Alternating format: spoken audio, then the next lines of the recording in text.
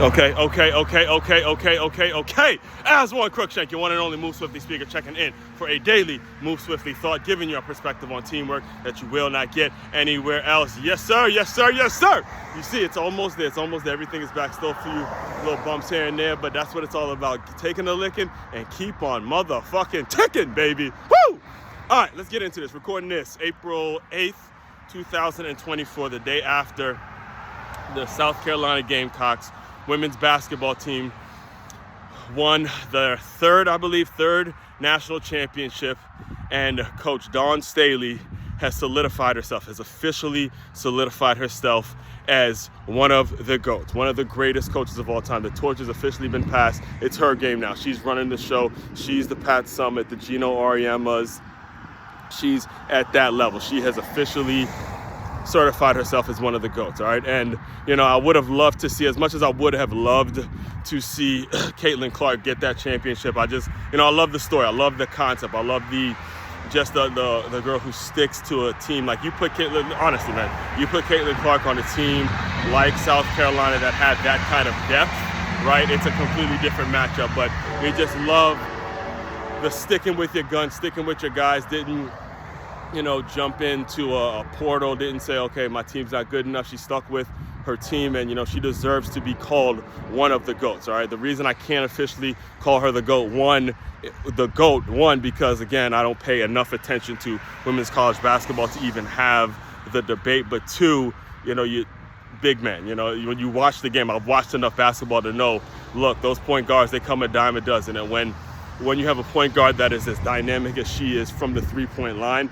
and she has an off night, again, I say it all the time, even when I would watch Steph Curry play all the time, live by the three, die by the three, all right? Live by the three, die by the three. Basically what that means is if you are dropping them from beyond the arc, if you have a game like Caitlin Clark had yesterday where she just wasn't hitting it right, it just wasn't dropping for, and a couple turnovers here and there, just had an off night, again, the whole thing just goes, just not enough. It's not enough. The reason, in my opinion, I picked LSU is because LSU would have matched up better with South Carolina, and it took Caitlin Clark's 41 points to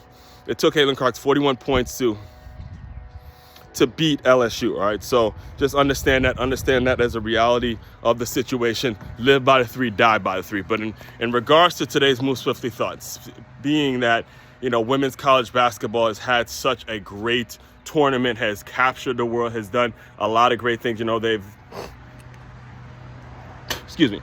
regards to viewership, right? In regards to viewership and the popularity of the game, I think you're going to point to this past 2 seasons and say, hey, women's basketball kind of took a step up a notch. The reason, in my opinion, that women's basketball doesn't get the attention that it deserves, in my honest opinion, is because the WNBA is so horrifically run. It has been a complete disaster since they started the WNBA. The timing of it, the fact that, okay, 1 week you just finished watching an NCAA national championship, and literally 7 days later, then you're going to put the draft on, and, the whole thing, just the timing, you're not giving women's college basketball fans a time to really adjust, a time to breathe when you decide to do that. It just doesn't, the timing of the league doesn't fit well, and there's just not enough teams to really create enough interest. I'm talking about like the way the NCAA tournament creates interest because of how, again, you get young kids that are playing for the university. You see they're around their family, they're around their friends, they're around, their parents are watching. You see that there's a definite loyalty to the actual university that they compete for. And when they get to the WNBA, it's all business, but the corporate structure of the WNBA is absolutely horrific, all right? So when it comes to today's Move Swiftly thought, I got to take you back to one of the legends that has really coached that is college basketball. She's been referred to as the person who is college basketball. Her name is Pat Summitt, all right? And remember, when I first graduated college, I wanted to get into coaching and things like that, and I knew how much of a legacy that she had created in women's college basketball. And me being the person I am, I went to a school like Good Counsel where the female sports were incredibly dominant, and I picked up one of her first books. I think it's called Reach for the Summit.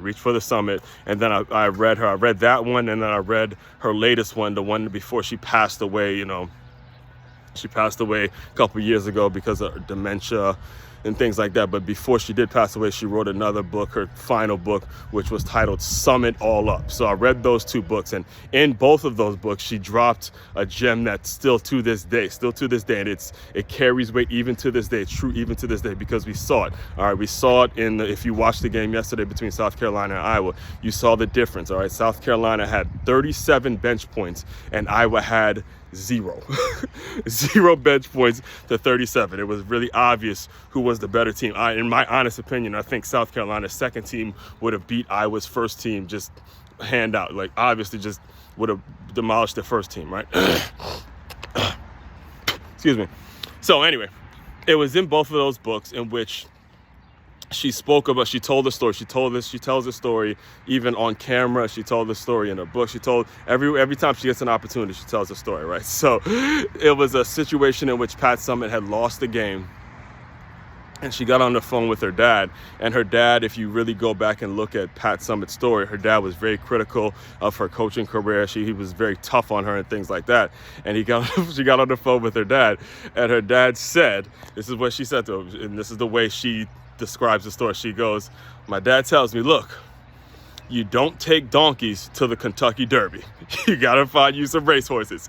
And if you watched that game last night, you saw a team full of racehorses that just had better players. And this is true in every single walk in life. When you're ever in a situation, whether it's sports, athletics, fitness, just business in general, when it comes to that competition, the reason you're going to win and beat out a competitor is simply because you have better people. Another quote that she's been known to say for years is, you win in life with people. And that's really what happened. It just so happens that South Carolina had the better players than Iowa. And take that lesson as you apply it into your lives, as you're building your organization, building your business, building whatever it is you're trying to build. I gotta have the right people. If I want to get that victory, all right? Main website to check out to dive deeper into all my work, makeyourmove.com. That's MAKEYAMOVE.com. One-stop shop for your teamwork and your self-development needs. Aswand, Cruickshank, your one and only Move Swiftly speaker checking out. You guys continue to move swiftly. We will talk more soon.